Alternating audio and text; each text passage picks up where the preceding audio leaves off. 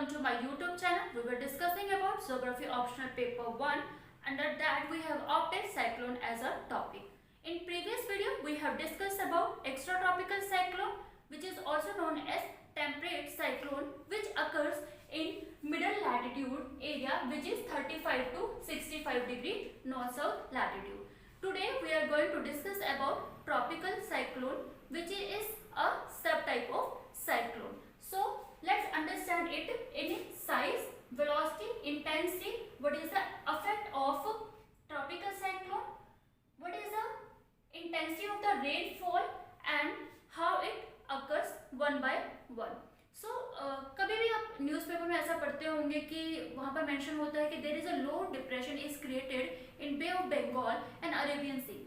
That means they are talking about cyclone, which either it can be tropical or extratropical. So today, as the name says, that we are talking about tropical cyclone, which means that it is occurring in between Tropic of Cancer and Tropic of Capricorn. Let's understand what is tropical cyclone in its size. The size of the tropical cyclone varies from 32 kilometers to sometime 80 kilometers in diameter. Sometimes it is very weak and sometimes it is very strong to gulp the whole territory where it is occurring. Next, what is the velocity? Velocity sometimes it is 80 kilometer per hour to 120 kilometer per hour at some places. So sometimes they are more vigorous, sometimes they are just feeble. Even though 80 km per hour speed is not considered as feeble speed, because it has already dangerous which can cover the entire region and it can cause danger as well. What is the intensity? कहाँ पर तो इसकी intensity ज़्यादा होती है और कहाँ पर इसकी इंटेंसिटी कम होती है. अगर हम समुद्र की बात करें, क्योंकि साइक्लोन्स है जो they are considered as heat engines because they acquired their energy from latent heat of the condensation. Latent heat of condensation क्या है? when there is a formation of clouds, so a heat is released, that is a hidden heat which is released. That hidden heat is known as the latent heat. Now we are talking about the intensity, where the intensity of the cyclone is high and where it is low. When it is moving over the ocean, the intensity of the tropical cyclone is very high, and when it is entering in the interior of the continent, its intensity is somewhere sluggish. As I have mentioned now, that it is where it is getting its supply. It is getting its supply from the heat of the condensation which is occurring over the ocean. मतलब कहीं ना कहीं इनको एक warm air चाहिए होती है, एक मॉइस्ट एयर चाहिए होती है, ताकि इसकी स्ट्रेंथ को और भी ज़्यादा बढ़ा सके. अफेक्ट क्या रहते हैं? कौन से एरिया हैं ऐसे जो सबसे ज़्यादा अफेक्टेड होते हैं? अभी हमने बात किया है कि जो साइक्लोन का ओरिजिन है वो ओशन के ऊपर है. दैट मीन्स कौन से एरिया होंगे जो ज़्यादा अफेक्टेड होंगे? वो एरिया जो कोस्टल रीजन्स हैं. The area which are affected by the tropical cyclones are the coastal areas of continents. So what will be the rainfall pattern? Unlike temperate cyclone और extra tropical cyclone, the rain occurs in patches. कहीं rain हो रही है, कहीं नहीं हो रही है, कहीं प्रेसिपिटेशन ज़्यादा है, कहीं पर कम है. लेकिन this type of cyclone, tropical type of cyclone, because they are not dependent on the frontogenesis, that means warm and cold air, that means they have much tendency to precipitate and they acquire the chambers of more water. So wherever they are, they precipitate, sometimes moderately, sometimes heavily. This is depend on the intensity of the formation of the tropical cyclone. Next is temperature variation. Temperature में कैसे variation है? Like we have studied in extratropical cyclone that they are more or less dependent on the temperature variation. कभी कभी कहीं पर warm air है, कहीं कहीं पर cold air है, so there is a always a temperature variation at different levels, but this phenomena is not observed in tropical cyclone, क्योंकि ट्रॉपिकल जो साइक्लोन है वो ट्रॉपिक ऑफ कैंसर और ट्रॉपिक ऑफ कैप्रिकॉर्न के बीच में आकर होते हैं। तो यहाँ पर क्या टेंडेंसी है कि यहाँ पर सूरज की किरणें सबसे ज़्यादा पड़ेंगी, और ये डिपेंड करता है कि यहाँ पर ऑलमोस्ट अगर सूरज की अगर when the sun is apparently shining over Tropic of Cancer, तो वहाँ पर क्या है कि जो टेंडेंसी होगी साइक्लोन बनने की वो क्या होगी, वो नॉर्दर्न हेमिस्फीयर में ज़्यादा होगी। दैट मीन्स यहाँ पर टेम्परेचर का कोई ज़्यादा वेरिएशन जगह जगह पर थोड़े थोड़े पैचेस पे नहीं है, बल्कि एक लार्ज एरिया पर है। That is negligible in temperate cyclone. We have talked about in previous video that temperate cyclones are enclosed by the isobars. यहाँ भी जो ट्रॉपिकल साइक्लोन है वो एनक्लोज किससे है, आइसोबार से।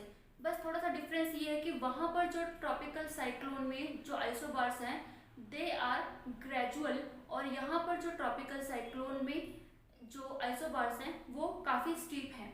स्टीप होने की वजह से जो इसकी स्पीड है, जब विंड एक किसी लोअर डिप्रेशन की तरफ मूव करती हैं तो उनकी जो स्पीड है वो बहुत तेज हो जाती है as compare to the extra tropical region. इसको थोड़ा सा और डिटेल में समझने की कोशिश करते हैं कि ये किस तरह से होता है। हमने बात किया था टेम्परेट में, हमने बात किया था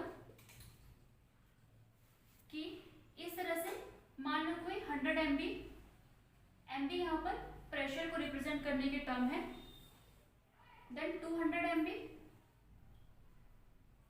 देन 300 MB। इस तरह से यहाँ पर हाई प्रेशर है और जो विंड है वो हाई प्रेशर से लो प्रेशर डिप्रेशन की तरफ मूव कर रही थी जब हमने टेम्परेट साइक्लोन के बारे में बात की है। ट्रॉपिकल साइक्लोन में क्या फर्क है, those winds which are moving from outward to inward direction, they were not very rushy. Here in tropical cyclone, मान लो कि ये 100 है, तो जो दूसरा आइसोबार जो इसको एनक्लोज करेगा वो मे बी वो 1000 MB के डिस्टेंस पे है। ये एक तरह से उसमें जब हम टेम्परेट साइक्लोन की बात कर रहे थे तो उसमें जो ये सर्कल था वो there is a most of chance कि ये एक तरह से पूरा का पूरा एक राउंड शेप लेगा, लेकिन यहाँ पर टेंडेंसी है कि ये राउंड तो है पर थोड़ा कम। इसी तरह से जो बाहर वाला होगा वो हो सकता है वो 10,000 MB का हो। इस तरह से हम कह सकते हैं कि जो विंड जो आउटर वर्ल्ड से इनवर्ड सेंट्रल लो डिप्रेशन की तरफ मूव कर रही थी वो इस वाले ट्रॉपिकल साइक्लोन के केस में काफ़ी रश है। इसको थोड़ा सा वैसे प्रैक्टिकल लैंग्वेज में समझने की कोशिश करते हैं। फॉर एग्जांपल आप किसी रोड पे जा रहे हैं और उस रोड पे काफ़ी सारे स्पीड ब्रेकर्स बने हुए हैं, वो भी थोड़े थोड़े कम डिस्टेंस की वजह से, तो आपकी कार की स्पीड स्लो होगी या फिर आप फिर भी उतनी स्पीड से चलाएंगे। It is a very well understood कि जो हम कार है वो बहुत धीरे से चलाएंगे। तो इसी तरह से मान लो टेम्परेट साइक्लोन के केस में क्या था कि जो ये डिफरेंट टाइप के जो आइसोबार्स हैं, इसको आइसोबार बम्प्स को एक तरह से आइसोबार कंसीडर कर लीजिए, तो हो सकता है ये 100 MB हो सकता है 200 MB हो, 300 MB हो। ये टेम्परेट साइक्लोन के केस में है। लेकिन ट्रॉपिकल साइक्लोन के केस में क्या होगा कि जो ये आइसोबार्स है वो कुछ इतने डिस्टेंस पे है, तो देयर इज अ टेंडेंसी कि आप अपनी कार को बहुत, अगर कोई ऐसा रोड है तो वहाँ पर ये है कि आप कम से कम अपनी कार को स्पीड चला सकते हैं। तो इसका मतलब मान लो यहाँ पर 100 है, हो सकता है ये 1000 MB है, तो इसको MB को थोड़ा सा स्पीड से कंसीडर करके देखोगे तो समझ में आ जाएगा। तो यहाँ हमने समझा कि ट्रॉपिकल साइक्लोन के केस में फ्यूअर आइसोबार्स क्यों है। अगर फ्यूअर आइसोबार्स होंगे तो जो इंटेंसिटी होगी साइक्लोन की, where the wind is moving from outward direction to the central low depression area, that wind velocity will be high as compared to the earlier we have discussed temperate cyclone. Tropical cyclones are not always mobile. Sometimes they station at some particular region and cause heavy rainfall. Sometimes the intensity of the rainfall is so high that it causes environmental losses, casualties, property losses, and personal suffering of people. Next, we will understand what is the direction of the tropical cyclone. As we have discussed that the region where it is occurring is between Tropic of Cancer and Tropic of Capricorn. तो direction क्या होगी? हमने previous video में बात किया था कि जो डायरेक्शन है वो कुछ इस तरह से मूव करेगी जो कि कन्वर्जन जोन है. And under the effect of the trade wind, यहाँ पर कॉन्सेप्ट आएगा ट्रेड विंड के बारे में. हम यहाँ पर दोबारा रिपीट नहीं करेंगे. अगर किसी को डाउट है so they can watch my previous videos. यहाँ पर ट्रेड विंड मूव कर रही है जो कि किस तरफ मूव करें, from east direction to west direction. यहाँ पर एक चीज और ध्यान देनी है कि ये जब हम बात करेंगे कि ट्रॉपिकल साइक्लोन किस डायरेक्शन, हमने टेम्परेट साइक्लोन के बारे में बात किया था कि वो ईस्टर्ली डायरेक्शन में मूव करता है, लेकिन यहाँ पर जो ट्रॉपिकल साइक्लोन है वो वेस्टर्ली डायरेक्शन में मूव करेगा under the effect of the trade wind. यहाँ पर एक चीज ध्यान देने वाली है कि कोरियोलिस फोर्स है जो वो इफेक्टिव नहीं है. क्यों? Because it is zero or minimum at equator and maximum at polar areas. So here what is active factor? That is trade wind. Here the wind will move from east direction to west direction, that is known as the westerlies. Next we will understand what is a prerequisite condition for development of tropical cyclone. First of all, it requires 27 degree Celsius temperature. We have discussed earlier that it requires supply of warm and the moist air so that it can intensify itself. तो cyclone का develop होना cold water में ये तो possible नहीं है. So 27 degree Celsius is considered conducive for development of cyclone. Second, high value of Coriolis force is required. Look at this. This is 5 degree north and 5 degree south, where the occurrence of cyclone is minimal. After 5 degree to 20 degree north, it is high in summer region. And similarly, when the sun is rising over here, it is a tendency that 5 degree to 20 degree south, there is also a chance of occurring cyclones. Cyclones are mostly developed in summertime because they are supplied by warm and the moist air in summertime. It is to be noted that tropical cyclone varies in their size, in their general characteristics. So on the basis of size and their general characteristics, tropical cyclone is divided into 4 categories. One is tropical disturbances, which is also known as the easterly waves. Second one is a tropical depressions. Third one is a tropical storms, and fourth one is a hurricane or typhoon. So here what is happening when we are saying that it is a easterly waves?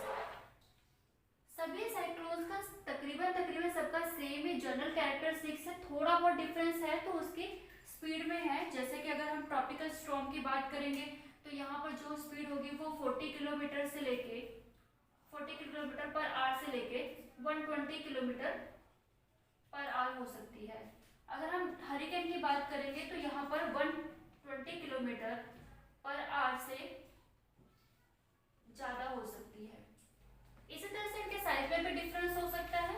अगर हम typhoon और hurricane की बात करें तो इसका जो diameter हो सकता है वो समवेयर 160 to 640 किलोमीटर हो सकता है. तो हम बात करेंगे इसके बारे में ब्रीफली में. ट्रॉपिकल साइक्लोन है वो कहाँ पर अगर होते हैं, वो जो ये ट्रॉपिक ऑफ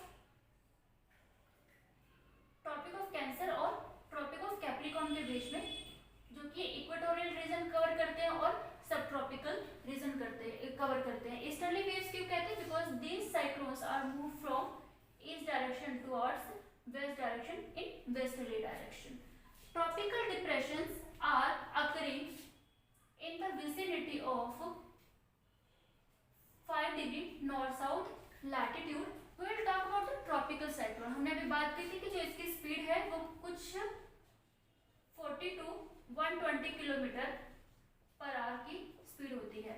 अभी रिसेंटली इंडिया ने बहुत सारे साइक्लोन्स का सामना किए हैं, चाहे वो अम्फान हो, चाहे वो निसर्ग हो, चाहे वो कायर हो, चाहे वो ओखी हो. किसी तरह का साइक्लोन है तो वो इंडिया के तकरीबन या तो तमिलनाडु कोस्ट को अफेक्ट करता है, या फिर उड़ीसा कोस्ट को, या फिर आंध्र प्रदेश कोस्ट को, वेस्ट बंगाल, या फिर हम बांग्लादेश को कई बार अफेक्ट करता है. Sometime in Arabian sea it affects the Gujarat region, Maharashtra region and the western coastal regions. Next and last, we will understand hurricane and typhoon. We have discussed that its speed is somewhere 120 km per hour to above any speed. So, these are as similar as the tropical cyclone which we have discussed earlier. So, hurricane, it is known as hurricane in USA. Hurricane in USA, typhoon in China and Japan, Willy in Australia and Bengal in Philippines. So in this video we have discussed about sub part of cyclone which is tropical cyclone, and in previous video we have discussed about temperate or extratropical cyclone. So thank you so much.